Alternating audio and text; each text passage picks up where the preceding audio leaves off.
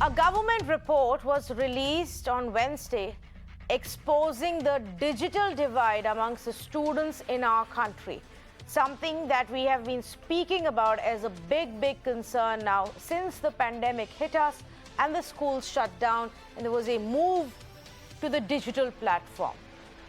Now, as per government's data, over 2.9 crore school students across several of the states do not have any access to digital devices. Now, this is actually a conservative number. 2.9 crore is a huge number, but it's far from the reality because some of the biggest states with the biggest of the population haven't even submitted their data, like Maharashtra or Uttar Pradesh. But from those states who have submitted their data, leading the table with most number of underprivileged students who don't have access is Bihar. Actually, almost half of this 2.9 crore comes from Bihar itself. Then there is Jharkhand, Karnataka, and Assam. So let me just quickly take you through the highlights and then we'll discuss it a little bit more. 2.9 crore school students don't have access to digital device from the states who've submitted their data. It's not the final figure. 11% of the students across India have been categorized here as underprivileged who've really struggled in these pandemic years. 26.45 crore students were impacted in all due to disruption in schooling. Bihar, Jharkhand, Karnataka were the ones with high number of students impacted. And like I said, Uttar Pradesh and Maharashtra haven't even submitted their data. The number could go up. Now, as a percentage of the total student population in these states, if you look at the numbers, they will change. Above Karnataka, you'll see Madhya Pradesh also seeing a big problem. So there are several of the states where this is a big problem. Now, these are facts to reiterate the issue that we have constantly spoken about. These are facts that tell you how badly our children and their education has gotten impacted in the last 18 months. So tonight we talk about the steps taken, what the governments have done, what they thought was enough, how far from reality is that, and the damage that's actually been done in the last 18 months. How do we fix that now? Because at the end of the day, there's also fear that many of these students in rural areas may not even come back to school. It's going to be another effort to get them back. What about the precious time they have lost? Where are they now? Have they already been, many of them, have they been pushed into labor already? Then that becomes a concern. Have some of them also been married off? Several instances of child marriage have emerged during the pandemic times. One issue that has triggered so many challenges and really a lot of progress that we had made in these key areas, it's seen a massive setback. So tonight we're going to talk about this. Are we doing enough to tackle this big education crisis? Education usually never figures in our conversations because it's not a vote issue. It's not something that politicians use to get your vote. They don't believe it matters to swing your vote and they barely look at it. But it is extremely important because it impacts each and every family in this country. And when a large number of those youngsters who would be our future tomorrow get impacted, then it should be one of the biggest conversations taking place in the country tonight. I say good evening to Mr. IYR Krishna Rao, former Chief Secretary of Andhra Pradesh, former Director for Ministry of HRD as well, Dr. Jyoti Gupta, Director Principal for DPA Saibabad, and KR Mangalam GK2, member of the governing body in CBSE, Professor CB Sharma is with us, educationist, professor at the School of Education in IGNOU, former chairperson of NIOS, Dr. Gulrez Sheikh, leader of the BJP. We'll also have more representatives from different states joining us in just a bit. But let me see if I can first up go across to Professor Sharma and get his view on this challenge, Professor Sharma. Several conversations have happened in the past that digital divide is one of the key reasons why we need to reopen our schools as soon as possible. But give us insights into just how bad the damage has been. Thank you once again for organizing this debate on education. And as you have yourself said, it's not on the agenda of those who matter, those who take decision. Uh, I will slightly differ with the presentation of the report. The digital divide is there, but don't say that uh, large number of students are not uh, accessible or have been accessed.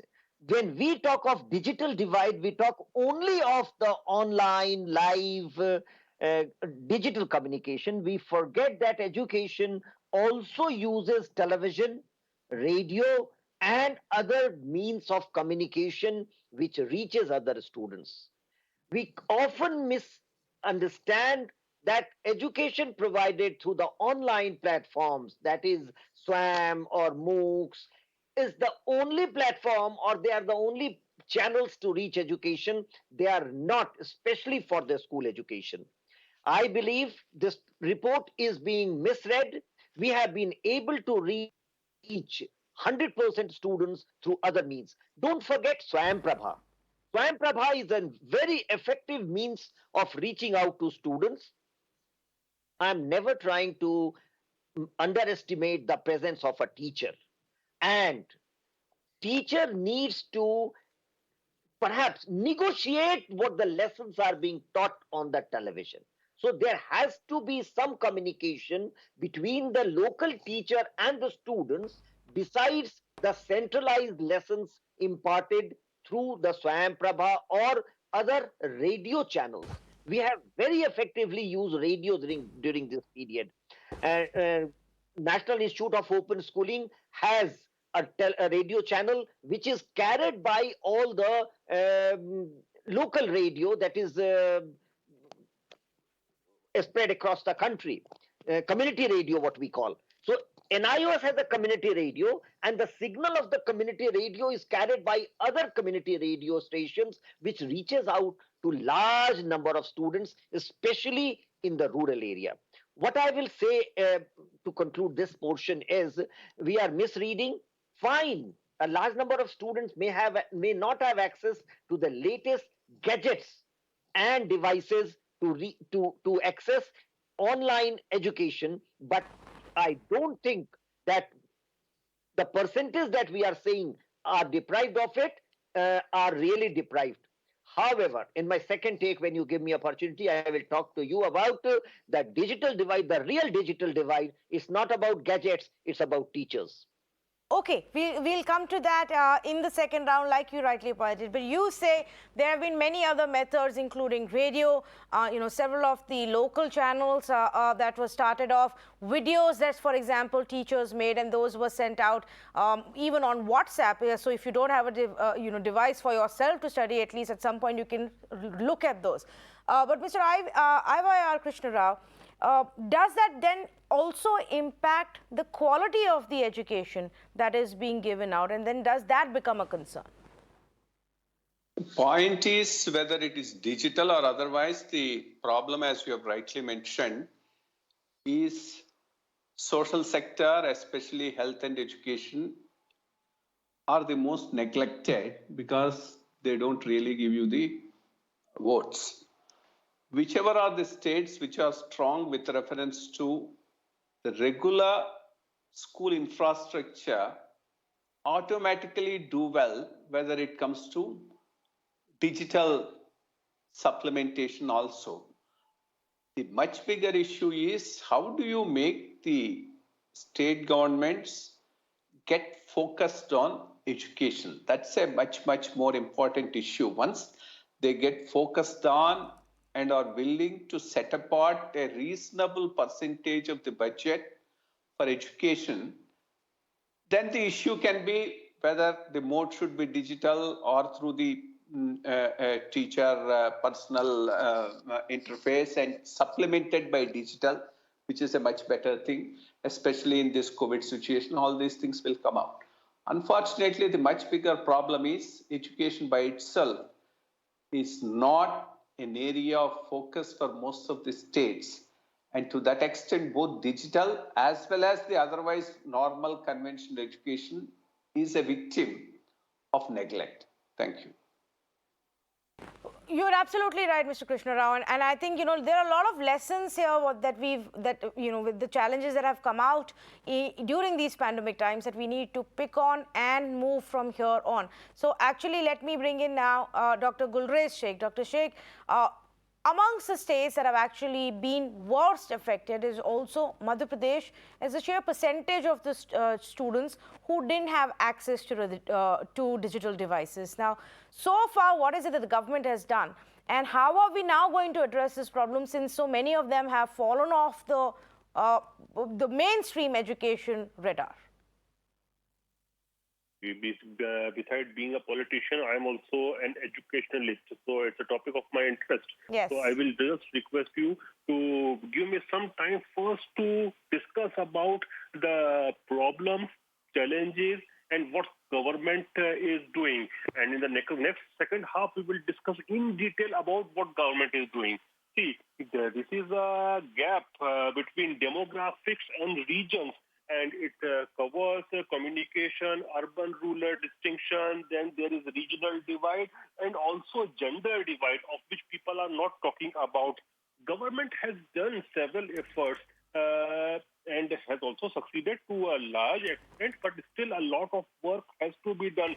See, the measures which has been taken by government is like BharatNet project, Digital Literacy Mission, Digital Saksharta Abhiyan, Digital India Campaign, Pradhan Mantri Gramin Saksharta, Digital Saksharta Abhiyan, Kisan Call Center, Digital Library of India. All these things are covered under to cover the digital divide. But there are great challenges, and challenges they include the lack of infrastructure. India is a densely populated country. India needs well-established infrastructure to deliver e-services.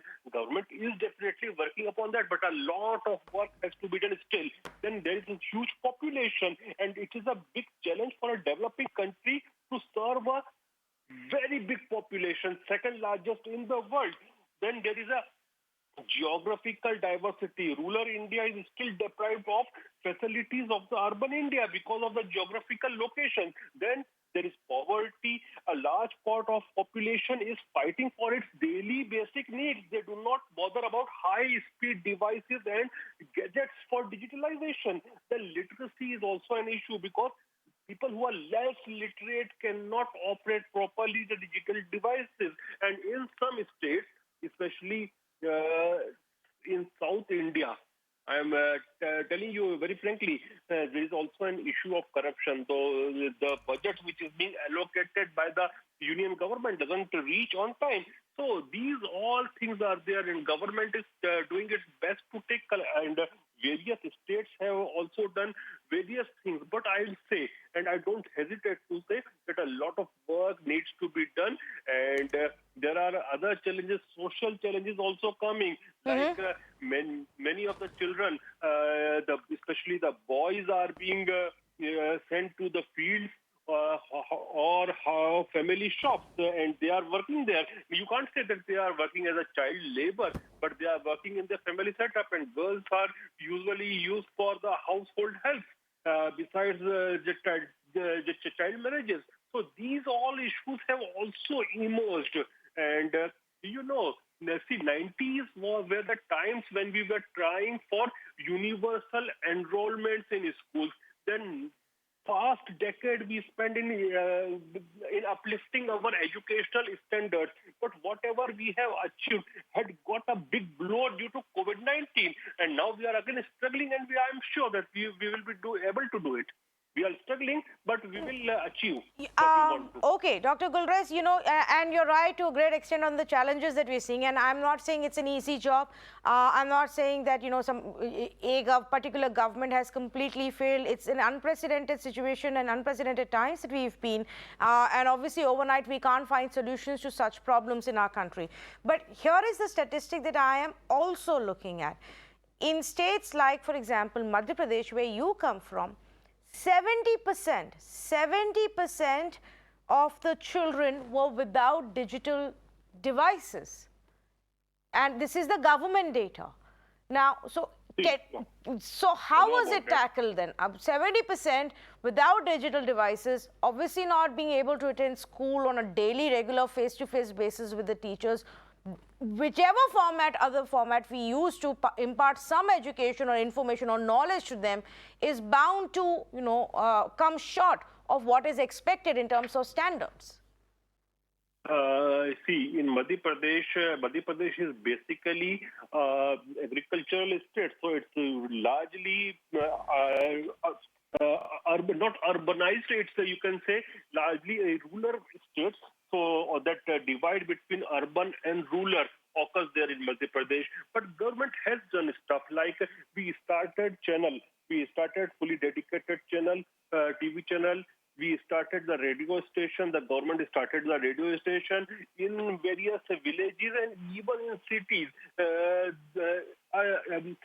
Project was taken and it had some success that wherein we divided the city or the village into mohalla or village, and in a particular section we will include 20 households or something like that, and teacher will go there and teach the students in bulk. They will all gather in one place. So these things were also taking place when digital divide was there.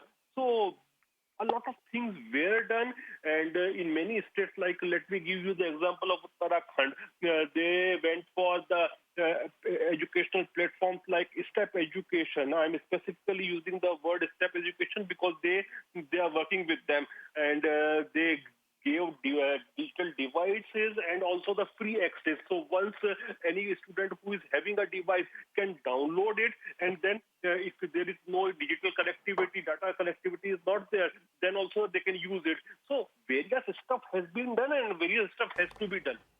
All right. Let me now also say good evening to Mr. Saravanan of the DMK joining me right now. But Saravanan, before I come to you, let me also bring in first up Dr. Jyoti Gupta, who's also yet to make her remarks. Dr. Jyoti, your insights as to how you read this report, and what is it that you feel that we should do from here on to address this? So the digital divide is there and we cannot deny that. But at the same time, a lot of steps have been taken to ensure that where the teachers can't reach, at least the technology is reaching.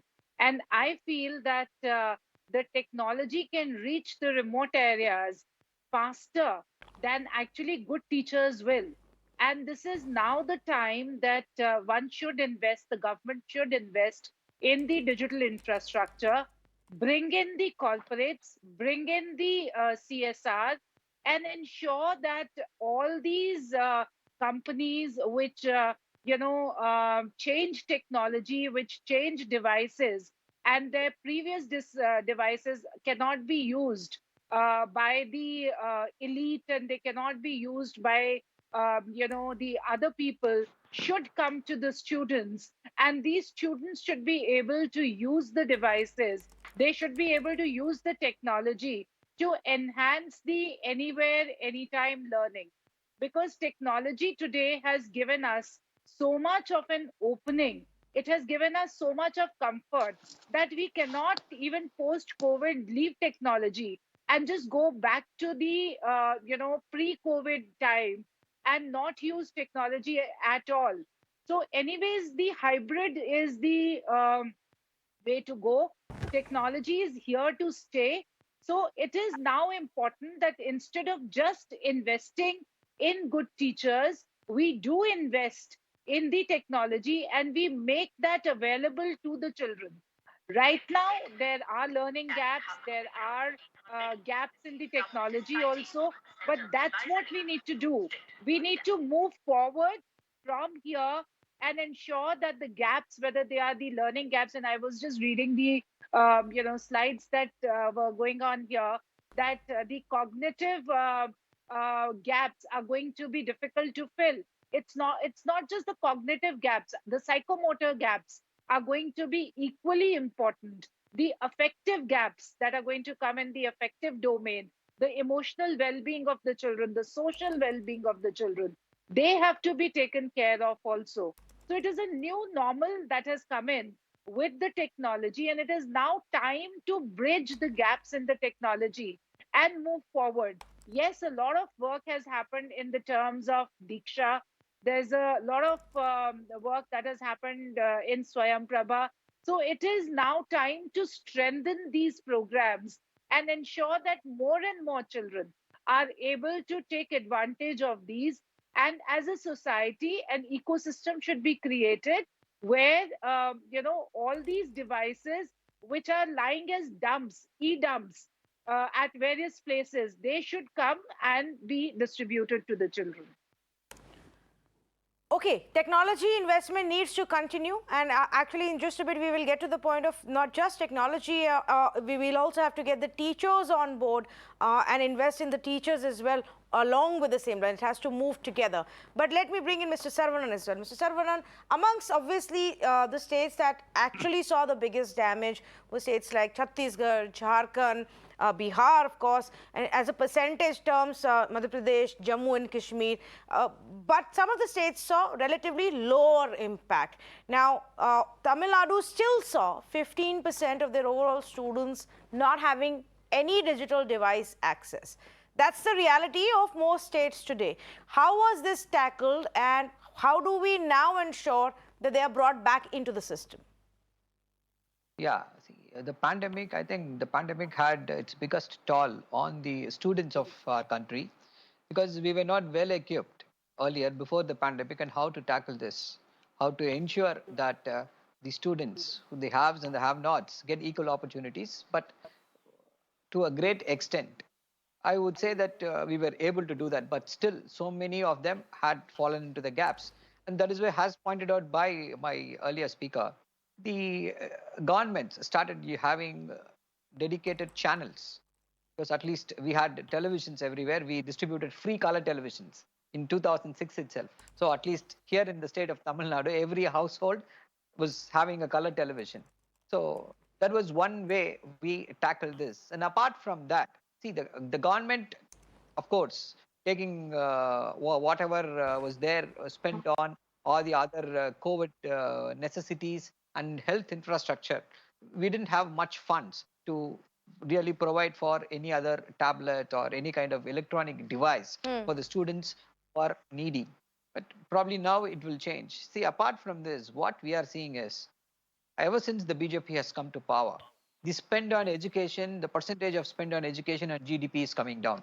We are spending a measly 3% on education while BJP is in power. So I think this has to change.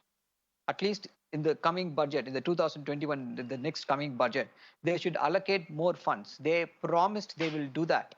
See, without funds, we can speak anything, whatever we want. But without funds, without allocation, nothing could be done. The next question would be, what has the union government done? Have they done anything at all? That will be the biggest question. So when every state say they want to meddle with education. I'll get the BJP to respond to this in just a bit, but education is also a state subject. Yes. Actually, that's one of the reasons why we see some states are relatively better off than the others. It's because of what the states do. Absolutely. I'm coming to that, Tanvi. You are right. Education is a state subject. But what is the union government doing? It is meddling. It is conducting NEET examinations. It does not want us to act in a free and fair manner. When it suits them, education is a state subject. When it does not suit them, they will call that as a higher education and say, we have every right to legislate for the entire students. A student in Kanyakumari should listen to what a person in Delhi says. Then please provide us with tablets. Please provide us with all the infrastructure facilities, since you have the ability to meddle with everything. So this is one thing. And when you are spent on education, I think the BJP is consciously doing that, because it is the RSS agenda to ensure that everybody does not have access to education. Look at all their policies, the new education policy and everything.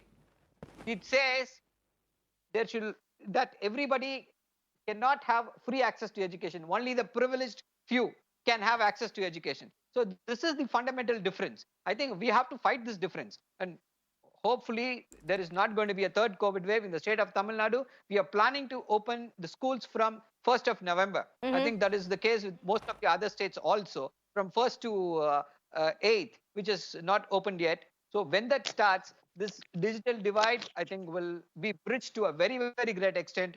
But in the future, I think we have to have a foolproof method and ensure that all these students who does not have access to these devices should have one. There should be a scheme for that. Probably our government will come up with one. Yeah, okay, all right. Let me get Dr. Gulrez Sheikh to respond to this, and then we go back to our experts.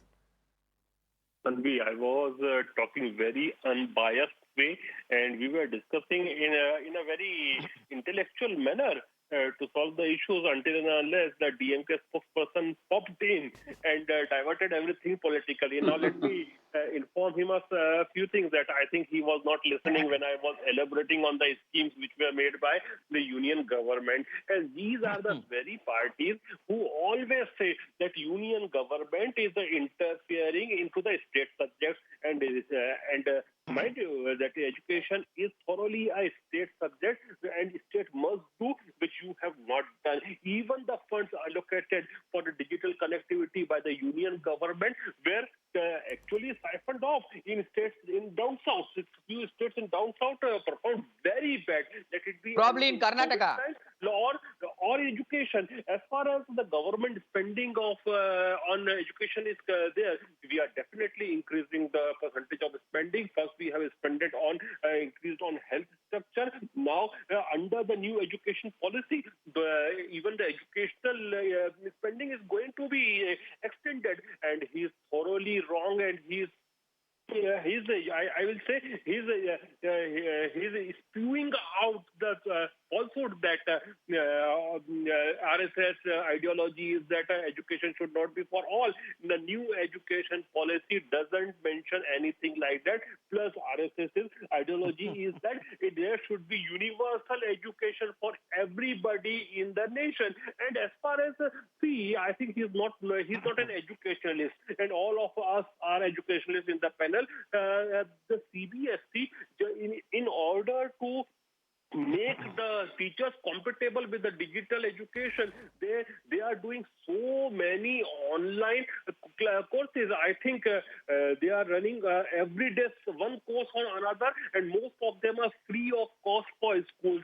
Since I'm running a school, all of our teachers have been trained by the CBSE. Either they are charging 100 rupees per teacher per course, that is very less, or it is free of cost. So Government of India and CBSE are doing a lot.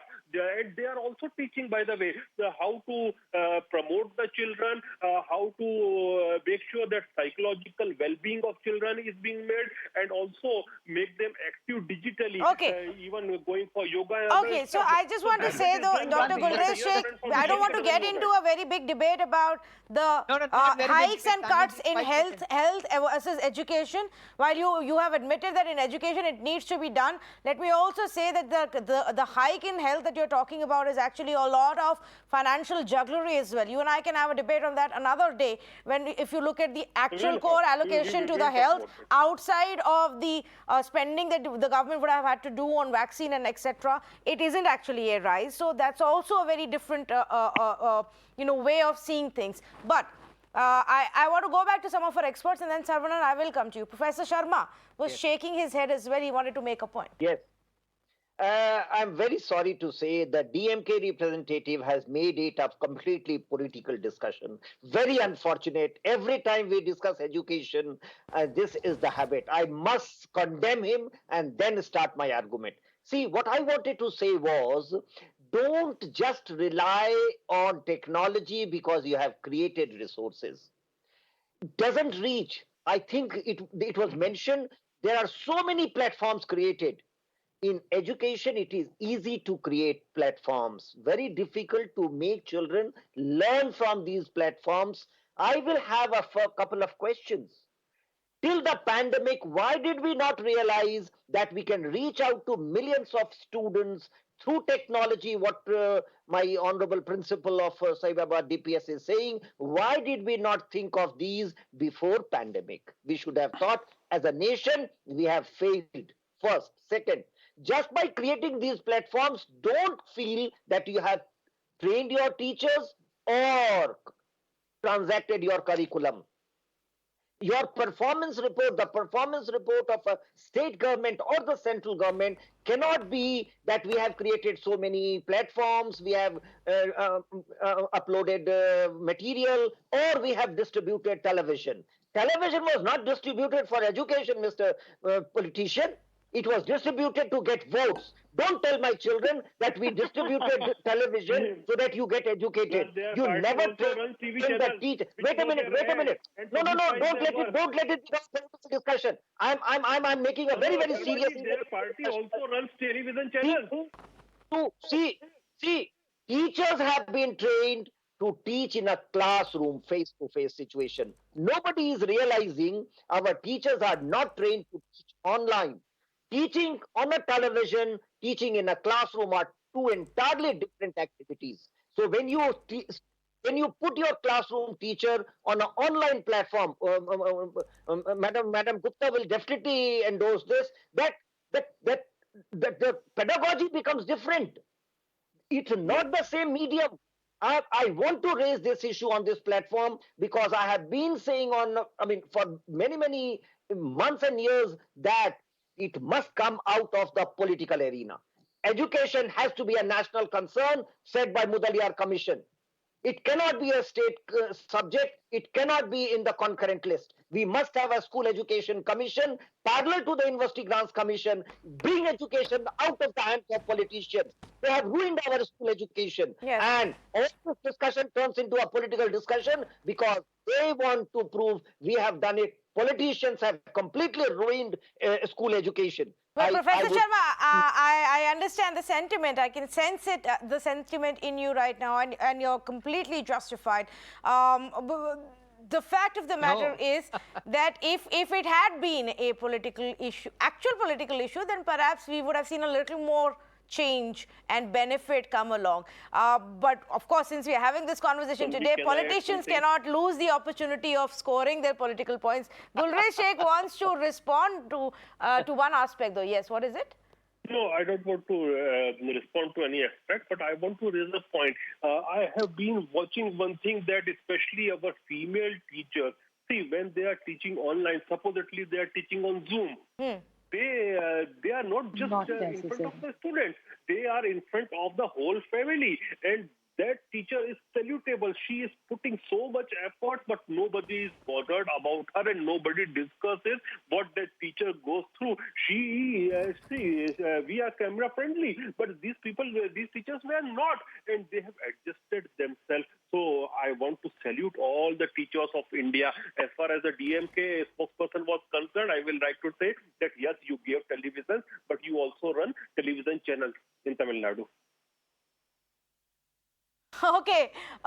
Let me actually right now go across to Mr. Krishna Rao as well. Mr. Krishna Rao, back to the actual conversation that we are having and the changes that need to be brought about. I haven't heard much from the union government or the new education minister, but the report by the government itself clearly shows us the challenge. To your mind, what do we need to do to get these people back into the mainstream and on track? A lot of effort is required, both from the state as well as from the central government. So it would be very unfortunate and unfair to keep putting the blame game from one place to the other. In fact, I have a different point altogether. What have the states done with the untied funds, excess that they got both from the 14th and the 15th Finance Commission? There was a 10% increase in the devolution of resources to the states. Where have they gone? Especially southern states, Andhra Pradesh, Tamil Nadu have put it into, kickback giving irrigation projects, not on education. In fact, education expenditure of Bihar and Chhattisgarh has increased substantially after this extra devolution. Whereas when the funds came untied to the state governments, most unfortunate, the southern states have just frittering it away on number of irrigation projects with no purpose. Even there, if there's a purpose, I would have been happier about that. So to say and throw the blame on somebody else is very easy, but that's not the way it is. I think this is a very, very important issue. There is a substantial problem coming out of the COVID pandemic, resulting in terms of a need to innovate, devise new ways of reaching out to the children, teaching them new pedagogies, and then all these things.